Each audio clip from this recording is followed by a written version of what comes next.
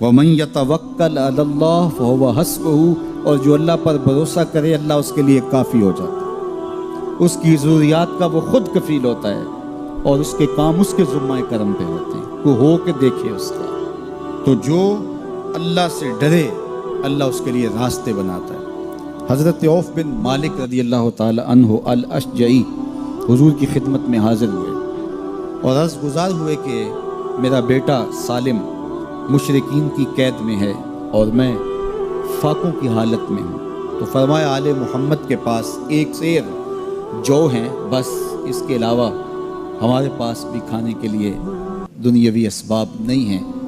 کہا صبر کرو اور اللہ سے ڈرو، اور لا حول ولا قوت الا باللہ کثرت کے ساتھ پڑھو۔ یہ ایسا وظیفہ ہے، ایک حدیث پاک میں آتا ہے کہ یہ 99 بیماریوں کا علاج ہے، اس میں سب سے کم درجے کی بیماری ہم اور غم ہے۔ یہ دکھوں کا مداوع ہے، مشکلات کا علاج ہے، اور یہ وظیفہ میرے حضور نے بتایا۔ حضرت ابو ذر غفاری رضی اللہ تعالیٰ عنہ کو حضور نے 5 چیزیں بتائی تھی، ان میں سے 5ویں چیز یہ تھی کہ ابو ذر کثرت کے ساتھ لا حول ولا قوت الا باللہ پڑھا کرو۔ فرمایا عرش الہی کے نیچے ایک خاص خزانہ ہے، یہ وظیفہ وہاں سے آیا ہے۔ یہ زندگی میں معمول بنا لو، جب پھنس جاؤ مشکلات میں آ جاؤ تو لا حول ولا قوت الا باللہ پڑھو، اللہ راستے کھولے گا۔ تو حضور نے 3 چیزیں فرمائی، اللہ سے ڈرو، صبر کرو، اور کثرت کے ساتھ لا حول ولا قوت الا باللہ پڑھو۔ وہ فرماتے ہیں کہ میں یہ عمل شروع کیا، ابھی گھر میں بیٹھا ہی تھا کہ دروازے پہ دستک ہوئی، تو میں اٹھا کہ دروازہ کھولوں دیکھوں کہ کون ہے۔ تو دروازہ کھولا، دیکھا میرا بیٹا کھڑا ہے اور اس کے پیچھے 100 اونٹ کھڑے ہیں۔ تو میں نے کہا کہ تم اور یہ اونٹ؟ کہا مجھے موقع لگ گیا، میں ان کی قید سے بھاگ آیا اور آتے آتے ان کے 100 اونٹ بھی ہانک لایا ہوں۔ وَيَرْزُقْهُ مِنْ حَيْثُ لَا يَحْتَسِبُ، وہ تمہیں وہاں سے رزق دے گا جہاں سے تمہیں گمان بھی نہیں۔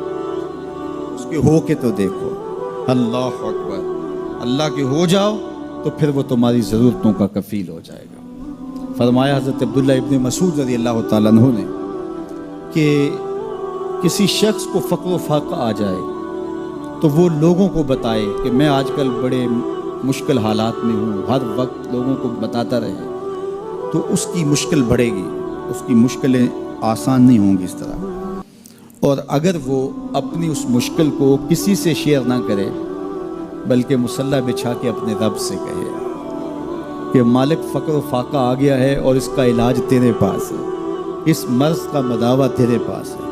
تو حضرت عبداللہ ابن مسعود فرماتے ہیں کہ رسول کریم نے فرمایا جلد یا بدیر اللہ اس کو مالا مال فرما دے گا۔ یہ بھی کبھی کر کے دیکھو، مشکل آ جائے، فاقہ آ جائے، مصیبت آ جائے، کسی سے نہ کہو، صرف اپنے رب سے کہو، پھر دیکھنا اس کی کرم نوازیوں کا می کیسے برستا۔ فرمایا اللہ پر بھروسہ کرنے کا جو حق ہے اگر وہ تم ادا کر دو، وہ تمہیں ایسے رزق عطا کرے جیسے پرندوں کو عطا کرتے۔